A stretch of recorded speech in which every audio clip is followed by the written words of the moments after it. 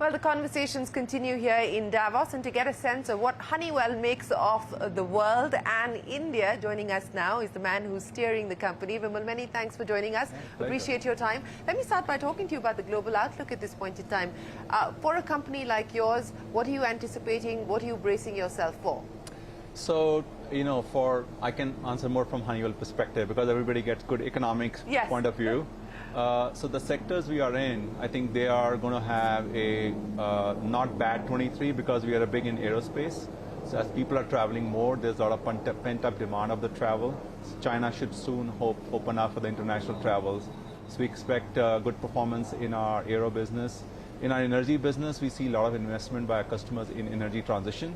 So that's keeping that sector alive. The businesses which are more closer to consumer, supply chain, they're obviously pressure of the economic trends right now. So on the base whole, I always compare 2022, which was a tough year. Yeah. Ukraine war, supply chain issues, high inflation. So carrying that forward to 23, we don't think it's going to be too different. It's going to be different set of issues to deal with, but on balance, it should be carried forward. And then we had a good 22 from a Honeywell performance standpoint. So in terms of demand visibility, I mean, you just gave us an indication of how things shape up for the energy business as well as the aviation business. But in general, as far as demand is concerned, are there any pockets at this point in time that you feel more confident about? I mean, the US, for instance, which is the home market, how's that holding up? You talked about the reopening of China. The expectation is that there will be a rebound there. There's India as well, which is a strategic market for you. What's the demand visibility looking like? So demand, I think, where we see the most pressure is Europe, where we are. I think that has been seen since summer. We constantly see orders rates dropping, which was not a surprise. I think most people predicted that. Across verticals? Across most verticals, yeah. In US, in spite of people saying recession is coming, it's holding pretty well. And there is no change in the business dimensions as of even December. So no moderation of for the sectors orders? we serve, right? Yeah. Because it depends on where you are. So, but there are, as interest rates keep going up, there's more and more anticipation on reduction in consumption, and eventually some slowdown will occur. But so far, it has been holding well. China had a tough 22 due to COVID-related issues. We all are expecting that second half of 23 will be strong in China after they overcome the COVID issues. And India remains a strong story. I think 22 was outstanding in India in terms of growth rates. Everybody continues to forecast India to be stronger, 6% or so for next year or next couple of years.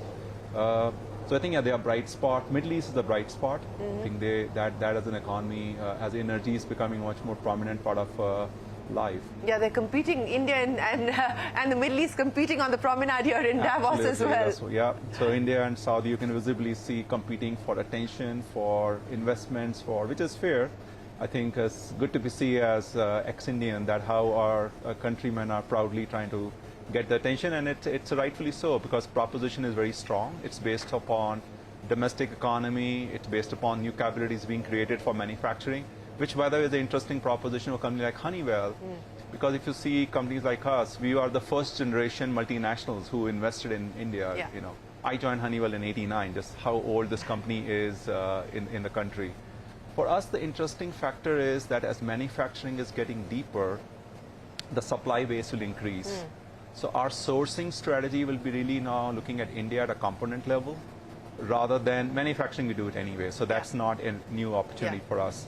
But as India is becoming more and more home base for new sectors, then opportunity to source from India will be a dramatically new opportunity for a company like us in the next couple of years. So what is the kind of expectation that you have on the sourcing front, and for which sectors in specific do you intend to source? Because I would imagine that things like aviation, auto, etc., the ecosystems are fairly robust in India. Mechanical products in particular, I mean, if you think of, you have a supply chain for electronics, you have supply chain for mechanical or plastic products. So if you look at mechanical product like castings, as just an example, as supply chain become more mature and more robust and higher standard products are available, then that becomes a point of interest for companies like us to source from here. And that becomes, and we are already doing that. It's something we are pivoting more and more to look at higher amount of supplier base based out of India compared to what we did. So it means we will be relocating some suppliers from other parts of the world to India as manufacturing based growth. What is the timeline that we're looking at, and what will that mean in terms of fresh investments? So fresh investments, in this case, will be more by our suppliers, right? And a timeline is So what now. will it mean in terms of the quantum or the value of the sourcing? It could be hundreds of millions of dollars, because once you shift one commodity, nothing for us is small. It will be tens of millions of dollars just swinging a portion of one commodity. So it depends on our partners in this case. We treat our suppliers as partners, and as they invest to increase capacity, we then can increase our spend. So how many partners have you already tied up with? How many are you actively engaged with? Actively engaged on mechanical side, 2 or 3 big partners. That's where we're having a deep discussion on establishing, because our systems have to be co-designed. So that's the stage that we are at this point. You talked about the opportunities, and what is very clear in Davos as a mega trend is the fact that the green energy transition or the energy transition is occupying mind space and share of the wallet. And the sort of expectation was that maybe there would be a little bit of pullback, but that doesn't seem to be the case. Is that the indication that you get Absolutely. as well? I mean, we serve energy sector all over the world, including India. And we clearly see, countries like India are heavily investing into renewable energy. So that kind of takes it up. India take less from coal-based power to renewable power. But then we also need to invest in resources like hydrogen, sustainable aviation fuel. And those are the kind of technologies which we provide, and that's how we engage with our potential customers for. And also, as green hydrogen becomes more available, renewable energy become more available, what to do with that molecule and how to monetize the value to higher value components. So can you convert from renewable energy to make petrochemicals, which are more higher value capture? So that's another opportunity for companies like us to look at that. You talked about green hydrogen, and that is a focus area for you. Have you already inked deals with Indian companies who are getting into this space? So our customers are electrolyzer OEMs. Right. So we supply to them a product called catalyst coated membrane. Sorry to use very technical word, but essentially it keeps the hydrogen and oxygen separate. Right. There's a mechanism you require that. So we supply a product to electrolyzer OEM, and our customers, Indian customers, will buy full electrolyzer, and our product will be embedded inside. So we won't be signing deals with a customer. Our customers will be signing, but our product will come embedded inside it. Okay. Yeah. The sustainable aviation turbine fuel that you talked about as well. In India, there are pilots running at this point in time, but we haven't moved really on that front. Globally, what's the experience? So SAF has been, we created SAF product line in 2013, and we sold 2 customers till 2019. So it was a very low demand.